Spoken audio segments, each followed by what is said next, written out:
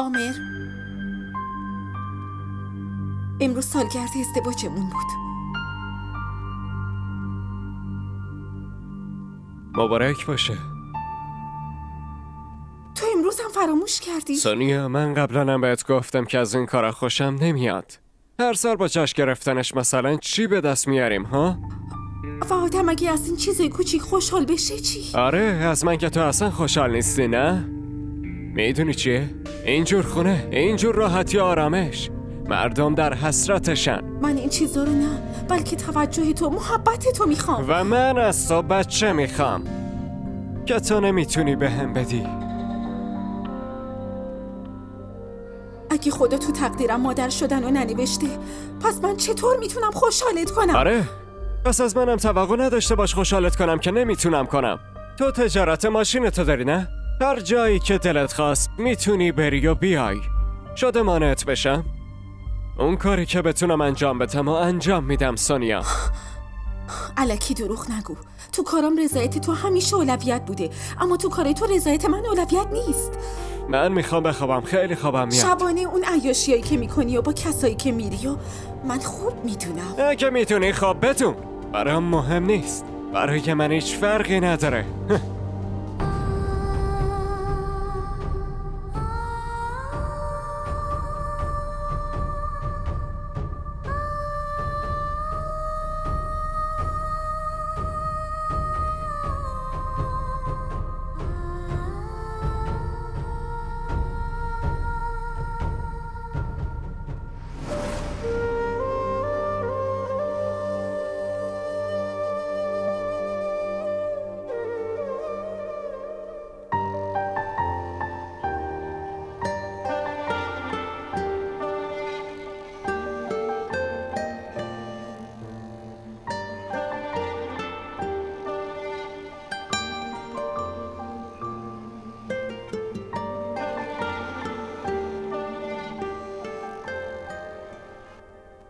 بفرما بشین. ماشین با کیفیت و با سرعت درجه 1. چشم بسته میتونی بگیریش. ماشین که خیلی خوبه، قیمتشو به هم بگو. قیمت. خب این BMW ما مدل 2004 با رنگ مشکی با سرعت درجه 1 توی بازار به قیمت 27 لگ روپیه و برای شما با 2 لگ تخفیف میشه فقط 25 لگ روپیه. من نمیدونم چرا هر بار این کارو میکنی؟ هر بار به خودت ضرر میزنی. از دیگران هم میتونم سود بگیرم، ولی من دوستامو به کار و بار و پول بیشتر ترجیح میدم. چرا به خودت ضرر میزنی؟ من ضرر نمی کنم. مطمئن باش به همون قیمتی که ماشینو میخرم برای تو همون قیمتو میفروشم. درسته، اما صادقانه بگم خیلی ممنونم. تو واقعا دوست خوبی هستی. ممنونم. از این حرفا نزن. راستش من میخواستم بگم که اون چیزی که اون روز بهت گفتم، از اون حرفم ناراحت نشو. من منظور بدی از اون حرفم نداشتم. من میرم، خیلی دیرم شده. فردا میام دنبال ماشین. فعلا مراقب خودت باش.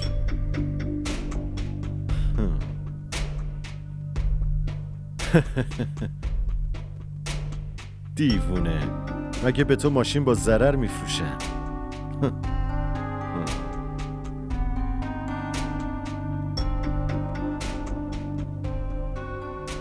راستش تو بدون چونه زنی با مشتری فروش نمی کنی. پس چرا به خاطر این خوشگله به خودت ضرر میزنی؟ بشین بهت بگم.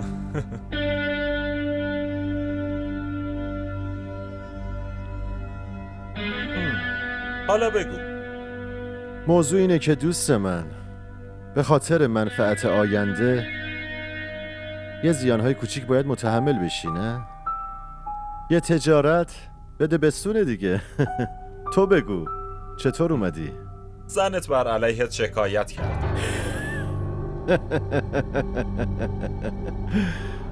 داداش گلم، تو اون مملکتی که علیه سیاستمدارها شکایت درج میشه، اونجا یه شکایتم علیه من چه اشکالی داره ها؟ خب با جزئیات بگو. این بار اومده چی گفته؟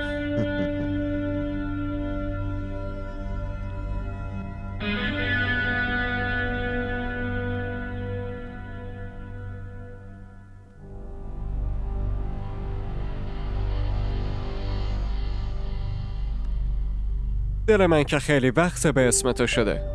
فقط باید قانونی همسرم بشی. آمر، من اصلا احساس خوبی ندارم. الان اگه همسرت بیاد چی؟ ای بابا نگران نباش. اگه بیادم چی میخواد بگه دختر؟ راست گفتی. اگه تو یه زن دیگه ای رو تو خونه من، تو تخت من بیاری، پس من چی؟ این یعنی اون معشوقته. تو که بیرون خونه باش لاس میزدی، الان چرا آوردیش داخل خونه؟ حالا که فهمیدی پس اینم بشنو. من و الینا میخوایم ازدواج کنیم. نه، تو داری شوخی میکنی مگه نه؟ نه، تو از خونم برو بیرون. از خونه من برو بیرون. این جایی نمیره. در زمین اینجا خونه ای تو نیست. از خونه کیه؟ از منه. پس من چی؟ من همه چی رو ول کردم و به خاطر تو اومدم اینجا و امروز تو من از خونه خودم بیرون میکنی؟ سونیا، من نمیخوام ولت کنم، ولی اگه تو میخوای بری من مانعت نمیشم. تصمیم دست خودته. بریم الینا. تو نمیتونی، به من گوش کن. تو دیوونه شدی. و من از تو بچه میخوام که تو نمیتونی بهم بدی. اگه خدا تو تقدیرم مادر شدن رو ننوشته، پس من چطور میتونم خوشحالت کنم؟ آره، پس از منم توقع نداشته باش خوشحالت کنم که نمیتونم کنم. حالا که فهمیدی پس اینم بشنو. من و الینا میخوایم ازدواج کنیم.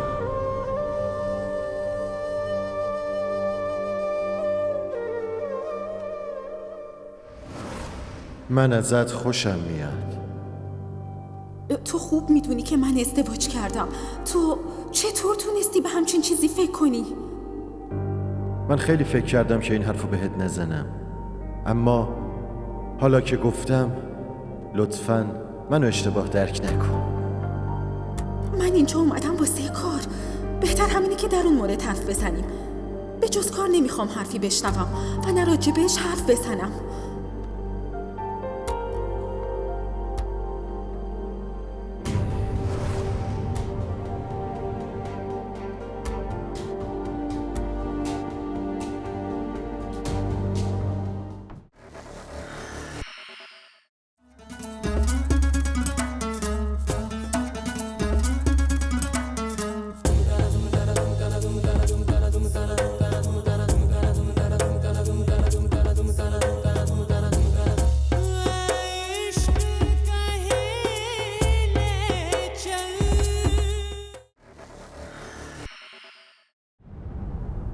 من عامر رو خیلی وقته که میشناسم. اونو چند بار با دخترها دیدم. واسه این بهت نگفتم که فکر نکنی من دارم زیرا به اونو میزنم که خودمو پیشت خوب جلوه بدم. من حق ندارم همچین حرفیو بزنم، ولی اگه به من باشه نمیذارم حتی یه لحظه با اون بمونی. چرا انقدر با هم همدردی میکنی؟ همدردی نیست، عشقه. من عاشقتم. با وجود اینکه میدونی من نمیتونم مادر بشم. اون چیزی که تو اختیار آدمی نیست پس نباید به خاطر اون ناراحت و ناامید باشه و نه بخواد از پیوندهاش صرف نظر کنه. گفتنش آسونه، نشه که با تغییر شرایط تو هم عوض بشی. من قبول دارم که مثل عامر آدم پولداری نیستم، اما میخوام همه خوشیای دنیا رو یک جا بهت بدم. و قول میدم اینجوری هم میشه. بازم فکر کن. تو باید فکر کنی. من تصمیممو گرفتم. جواب تو الان سرنوشت ما رو عوض میکنه.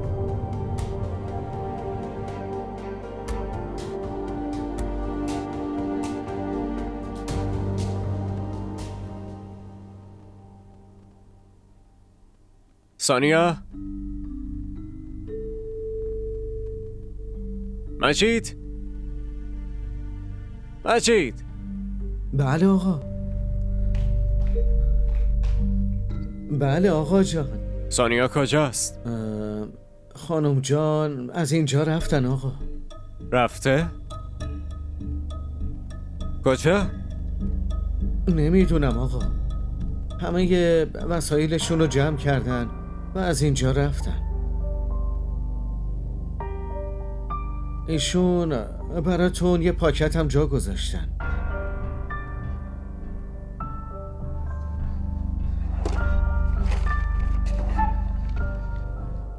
اینه آقا.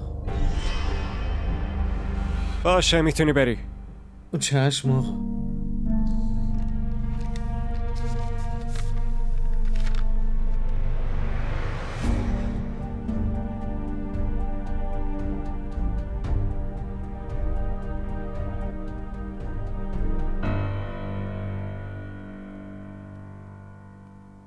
باشه، هر جور خودت راحتی.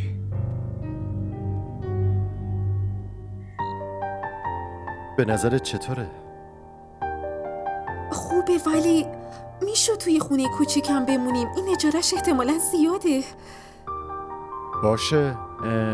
به من بگو که من راجع به یه موضوع باهات حرف زدم. تصمیمتو گرفتی؟ من واسه فروش سهام مامانم مشکلی ندارم، اما چی؟ به هم اعتماد نداری؟ اگه حرف اعتماد بود که من آمی رو ول نمی کردم و با تو ازدواج نمی کردم. موضوع اینه که منظورم اینه با فروش دارایی نصفشو تو تجارت کن و نصفشو من تجارت میکنم. یعنی اگه تجارت یکیمون پیش نرفت حداقل دیگریمون بتونه به اون یکی کمک کنه. کاملا درست میگی.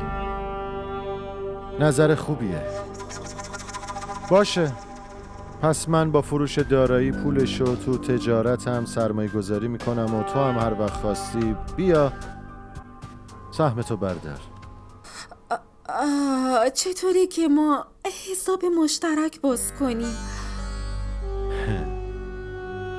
اونو هم باز میکنیم. فعلا فروش سهام خیلی خوبه و ممکنه معامله از دستم بره. نمیخوام از دستش بدم. باشه؟ قهوه میخوری؟ تو بشین، من درست میکنم میارم.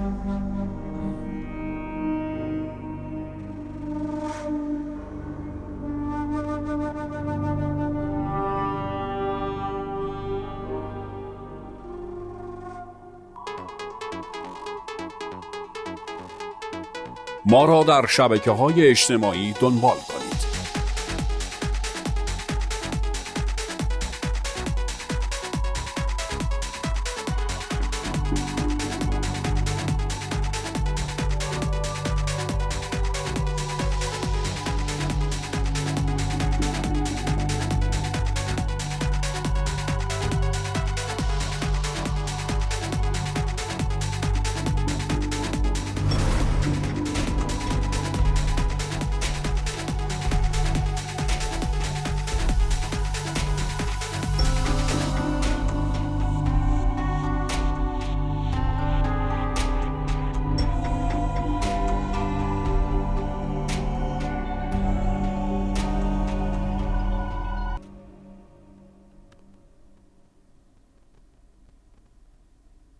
چی شده؟ چرا دستارتو نشستی؟ برو راحت باش.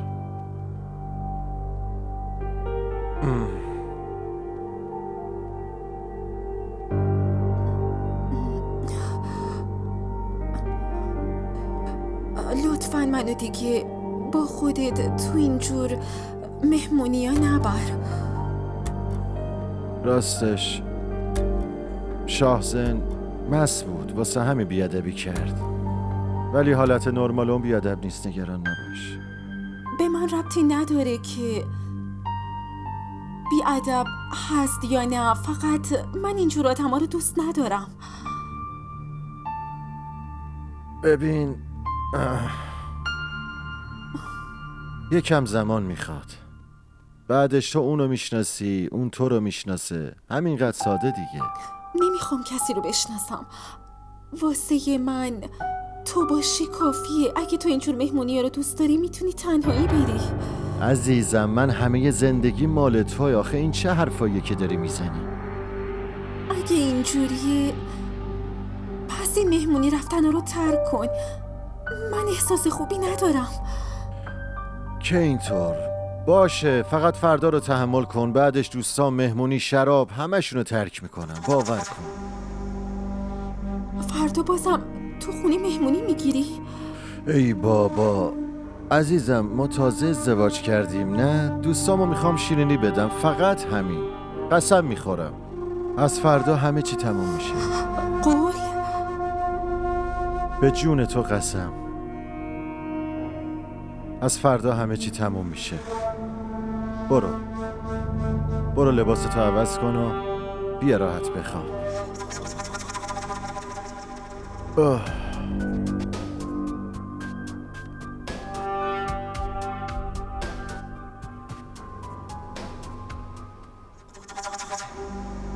برو دیگه عزیزم،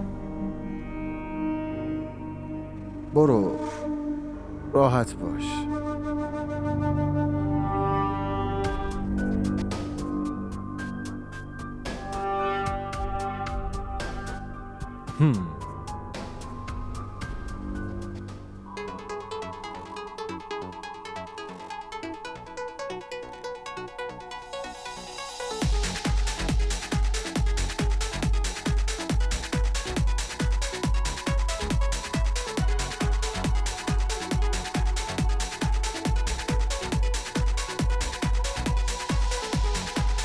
تو حتما اشتباه فکر میکنی. مزمل اینجوری نیست. من مطمئن بودم به حرفم اعتماد نمی کنی. اما شک ندارم یه روزی هم به حرفم اعتماد میکنی هم قبولم میکنی. تو چه مدرکی در موردش داری؟ ببین من وقتی میتونم بهت مدرک بدم که باور کنی مزمل به اسم عشق داره فریبت میده، داره سرت کلا میذاره.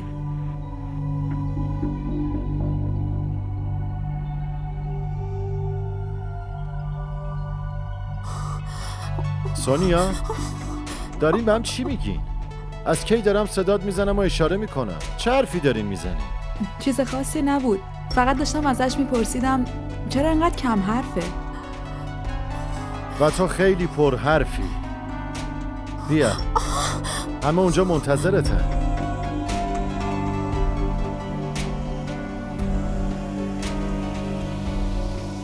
واسه کسی که مهمونی رو گرفتن اینقدر دیر میاد. خودمونیم داداش، زن داداش خیلی خوشگله ها. فقط خوشگل نیست، خیلی خیلی خوشگله. انگار که یه تیکه از ماه.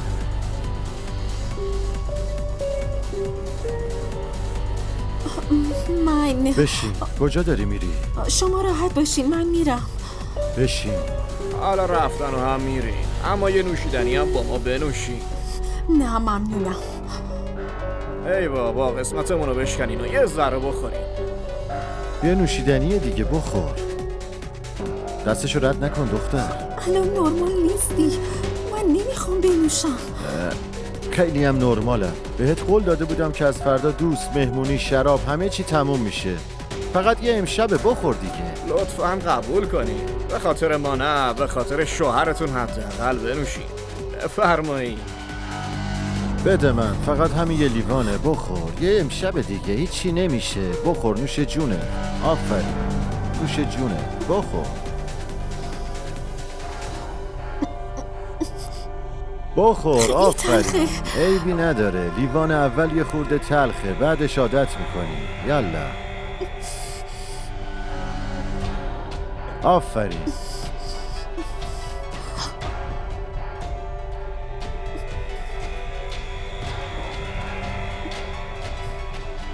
آفرین دختر خوب، آفرین آفرین. او اینم تموم کن لطفا. تمومش کن.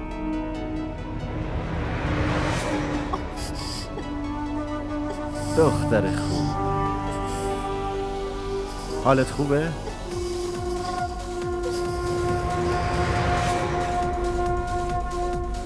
من میرم اینو تا اتاق میرسونم و برمیگردم. بیا بیا عزیزم، بیا بیا، هیچی نیست. آفرین، بیا.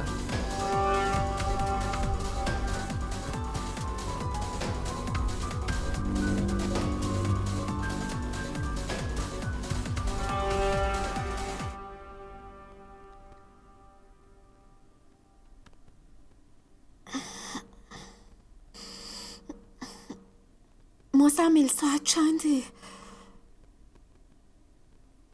ساعت که ساعت جوونی گلم. تو اتاق من چی کار میکنی؟ تو چطور جرأت کردی اینجا بیای؟ از اتاقم برو بیرون.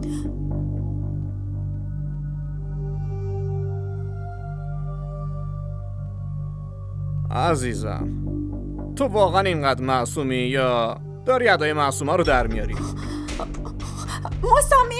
مزمل بیا اینجا. مزمل هر چقدر میخوای داد و قال کن، اون نمیاد. و در ضمن من از دیشب تو این اتاق باهاتم و مزملم کاملا میدونی.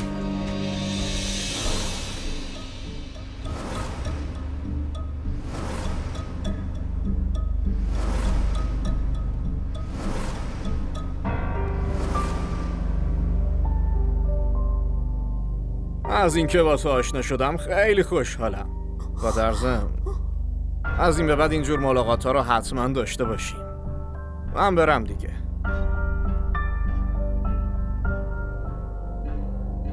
مراقب خودت باش. خداحافظ.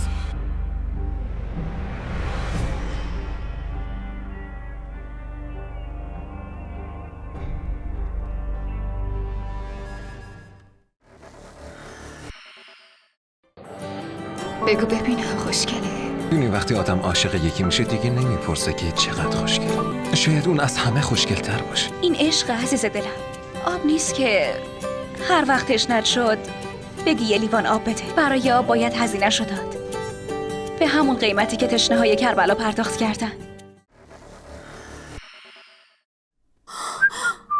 تو نه تنها عشقمو از بین بردی بلکه من از چشم خودم هم انداختی. اینو ببین، شاهزن بهت ماشین هدیه داده. از امروز با ماشین خودت میری میچرخی.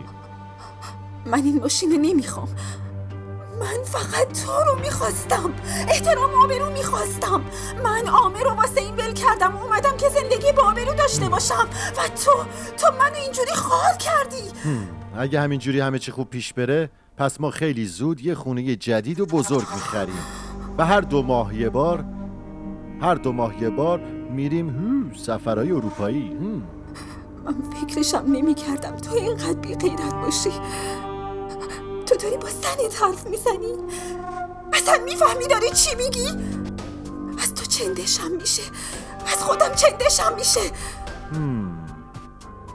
حالا که داری پول در میاری ناز و ادا هم باید در بیاری.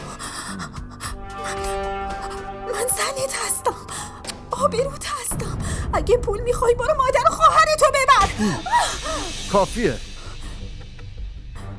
خیلی مزخرفاتتو شنیدم، فهمیدی؟ به نرمی دارم حرف میزنم، رو سرم سوار میشی ها؟ تو باید همون کاری رو کنی که من بهت میگم، وگرنه میکشمت و یه جایی بندازمت که هیچ بنی بشری نتونه پیدات کنه. به خوبی اگه خودت با هم راه بیای هر چی میشه درون همین 4 دیواری. در غیر این صورت در ملأ عام به حراج میذارمت، فهمیدی؟ و یه چیزی رو به یاد داشته باش، این دفعه اگه صداتو بلند کردی از این دنیا جمعت میکنم. واسه شب حاضر باش.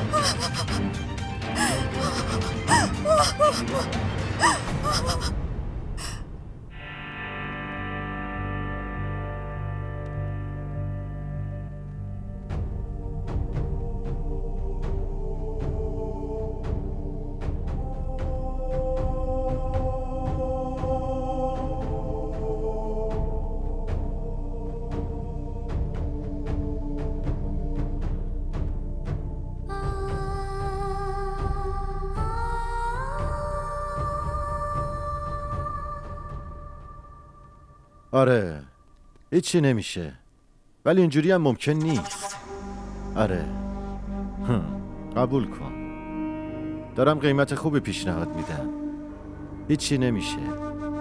و یه چیز دیگه فراموش کردم، دفعه قبل از خونت شکایت شده بود. این بار خدمات درستی میدی، وگرنه ما هم خدمات درستی نمیدیم. آره هیچی نمیشه، فقط حواست باشه.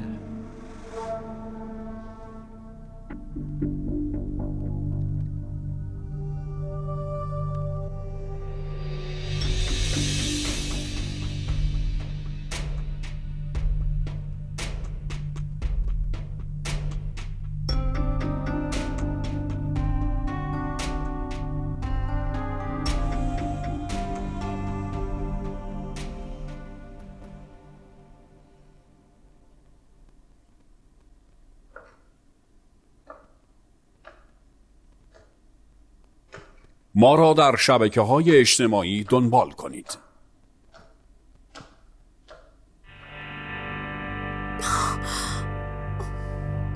ماشاءالله خیلی خوشگل به نظر میرسی. آره بکنم امشب خیلی پول قراره گیرم بیاد. تو واسه همین با هم ازدواج کردی؟ هیچ وقت دوستم نداشتی نه؟ من تو رو خیلی دوست دارم و میخوام که آینده خیلی خوبی داشته باشی. همون جوری که سنا رو دوست داشتی. سنا؟ کی اینو به تو گفته؟ همونی که منو پیشش فرستادی گفت. اون به هم حسودی میکنه، مزخرف میگه. تو دادگاه پرونده‌تون در جریانی؟ دارایی اونم بالا کشیده بودی؟ عزیزم به جز تو هیچ کس تو زندگیم نیست. کافیه دیگه، تو از سنا سو استفاده کردی، دارایی اونم اینجوری بالا کشیدی. آره سو استفاده کردم، ازدواج کردم از اون زن سو استفاده کردم و اگه نیاز باشه ازدواج سومم میکنم. تو چی کار میکنی؟ ها؟ چی کار میکنی؟ الان من نه، تو باید یه کاری کنی. من دیگه تو این کثافت بازیات نیستم. ببین مجبوری که این کارو بکنی و دیگه هیچ راهی هم نداری، وگرنه چی کار میکنی؟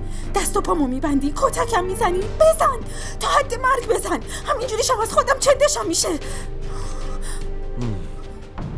نه نمیزنم، بیا اینجا. نمیزنم، کتکت نمیزنم، بیا اینجا. به من گوش کن. نمیزنم، به من گوش کن. ها آروم باش، آروم باش. به من گوش کن. الان برو، دیر شده. الان برو و آقا شهزاد رو ملاقات بکن و برگرد. از این به بعد هرچی هم که تو بگی همونه باشه. برو، آفرین. دیر شده. آقا شهزاده بره به جهنم، من نمیرم. خیلی اذیتم کردی دیگه، چجوری بفهمونمه؟ لطفاً باید اینو بفهمی، داشتم به زبان خوش میگفتم. کمک نه، کمک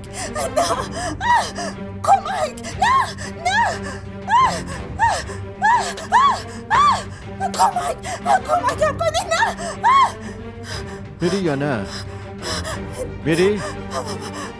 اون اول بهت فهموندم که با من دهن به دهن نشو، ولی تو نفهمیدی. الان نشونت میدم.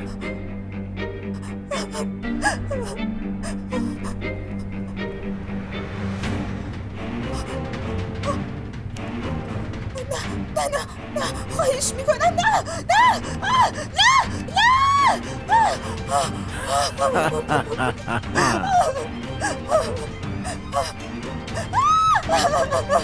این خوشگلیت دیگه تمام شد.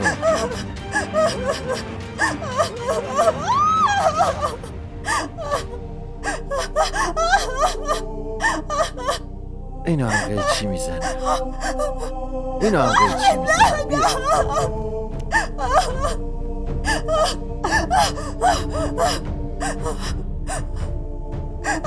بیا بیا میگم بیا. بلم کن.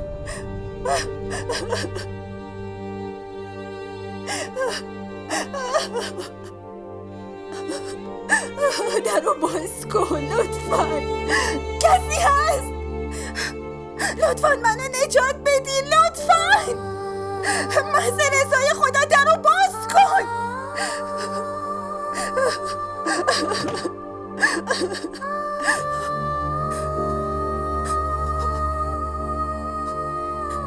اینو بگیرین خانم. بیشتر از این نمیتونم کاری بکنم. اگه میتونین یه نفر رو خبر کنین کمکتون کنه.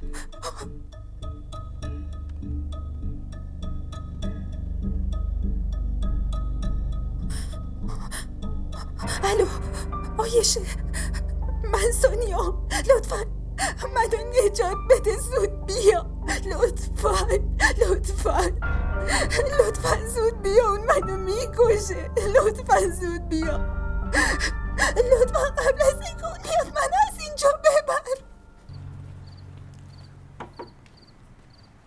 بله خانم بفرمایید. منو آقا فرستاده. با سونیا کار مهمی دارم. خیلی خوب بفرمایید تو.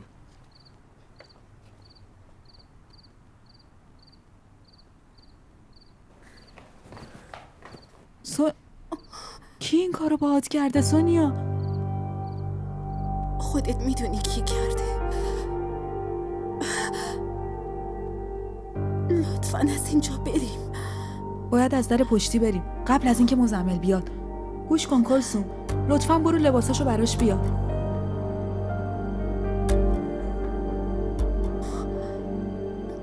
زود بیا.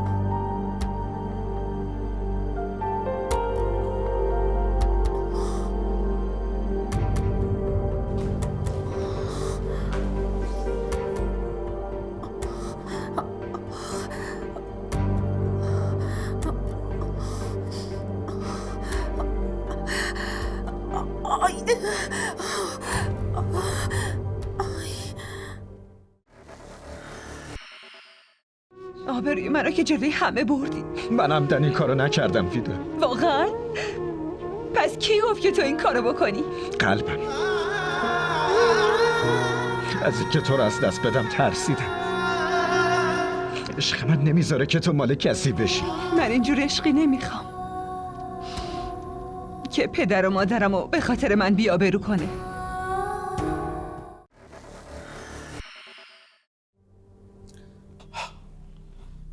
اگه اون به زور این کارا رو باهات میکرد، پس چرا واسه فرار دیر کردی؟ نکنه که شما خودتونم از این کارا راضی بودین؟ شما شکایت رو مینویسین یا فقط حرف میزنین؟ خانوم، تا وقتی تموم ماجرا رو نفهمم چطور میتونم شکایت درج کنم؟ در ضمن شما با چند تا مرد آشنا شدین؟ 10 20 50 یا بیشتر از اون؟ واقعا بازجوییتون اینه؟ به جایی که اون بی همه چیزو دستگیر کنین نشستین دارین از اینجور سوالا میپرسین؟ خانم، وقتی میتونیم اونو بندازیم زندان که یه چیزی گیرمون بیاد. 20,000 بده، بعدش اونو میندازیم زندان. فعلا ما اینقدر پول نداریم. چی؟ چطور ممکنه پول نداشته باشین؟ این صدها هزار پول گیرش اومده. 20,000 رو که میتونه بده، مگه نه؟ وایسا، هیچ فایده ای نداره. عدالت و آدم و یاطل تو این دنیا مردن. من هیچ شکایتی نمیخوام درج کنم.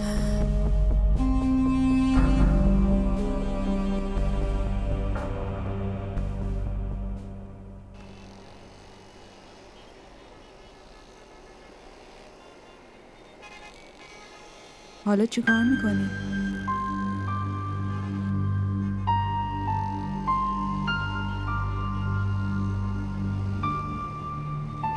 با من بیا. من هرگز نمیخواستم جلوی دوربین بیام، اما راه حل دیگه به ذهنم نرسید. فکر کردم اینجا میتونم به حقم برسم. واسه همین امروز میخوام همه واقعیت رو به مردم دنیا بگم. همین. بینندگان عزیز، همونجور که میبینین چطور یه پلیس رو خریدن و چطور به یه زن زورگویی کردن. ما از قانونی تقاضا رو داریم که مزمل رو به سزای اعمالش برسونن تا که زندگی دختر دیگه نابود نشه.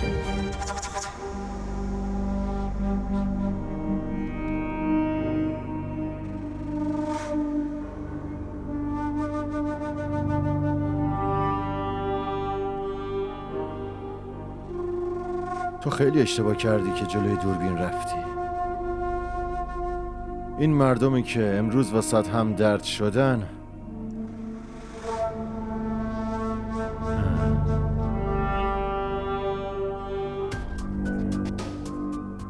همینا توف فروت میندازن. خیلی اشتباه کردی سونیا. به فضای مجازی خوش اومدی.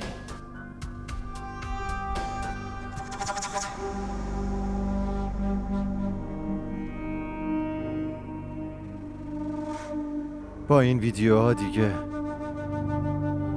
رو نداری به کسی نگاه کنی.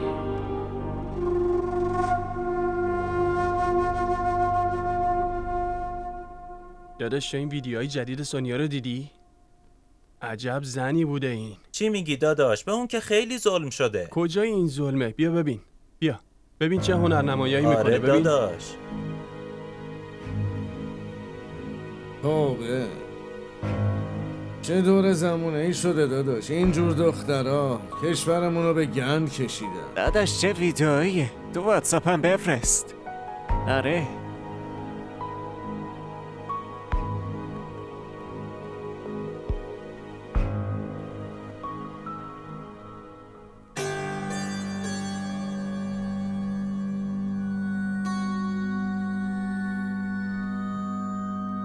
مزمل تو خیلی عوضی هستی. از اینم نگذشتی. حقیقتش اینم عجب مالی هستش.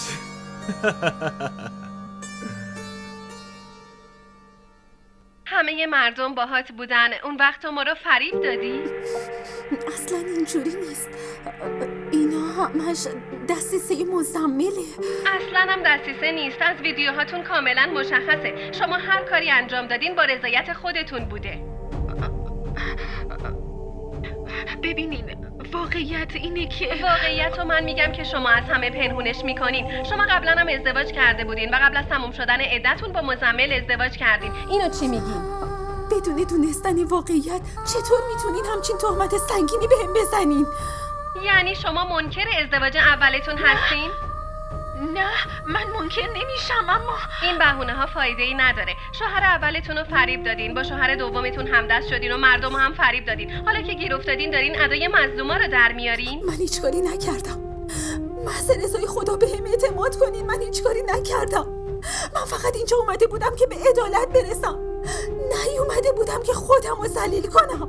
اول خوشگذرونی کردین، الانم اشتباهتون رو قبول ندارین. به نظرم که حتی موهاتونم خودتون قیچی کردین که جلوی مردم مظلوم نشون بدین. حالا چرا ساکتین؟ جواب بدین. چرا حرف نمیزنین؟ چی شده؟ حرفی ندارین بزنین؟ ما را در شبکه‌های اجتماعی دنبال کنید.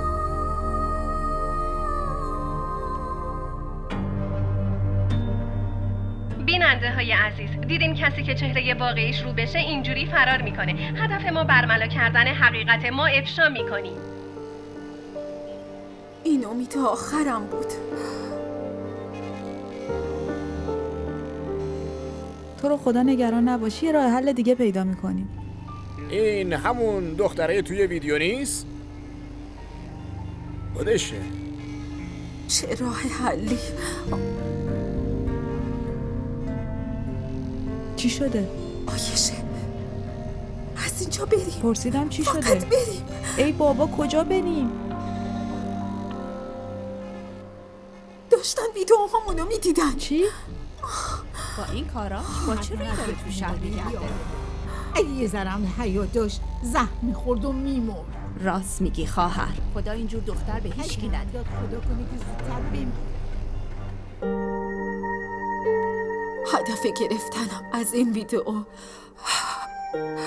به کسی توضیح دادن یا عدالت خواستن نیست. شما به من لقب هرزه رو دادی، ولی نظر من اینه که اگه من هرزم، پس هر اون مردی هرزه است که زنو بیشتر از یه وسیله روی تخت نمیدونه و اون دادگاهی هرزه است که به اسم عدالت حق مظلومو به ظالم میده. هر اون آدمی هرزه است که راجع به حقوق زنان حرف میزنه.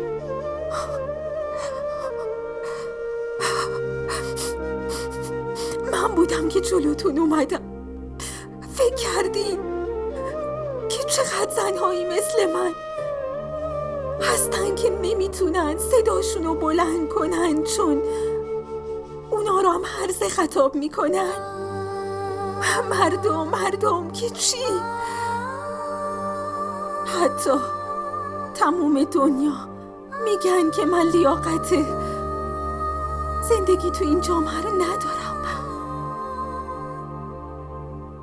اما به نظر من این جامعه جایی برای زندگی کردن نیست.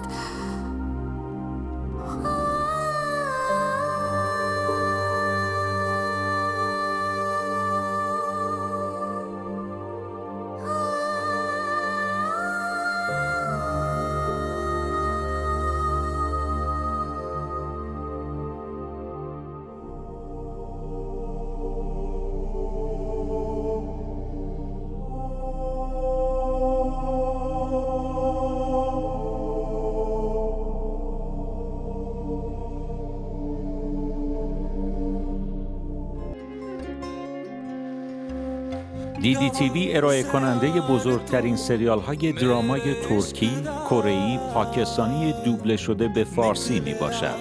لطفاً سابسکرایب کنید و عضوی از خانواده ما شوید.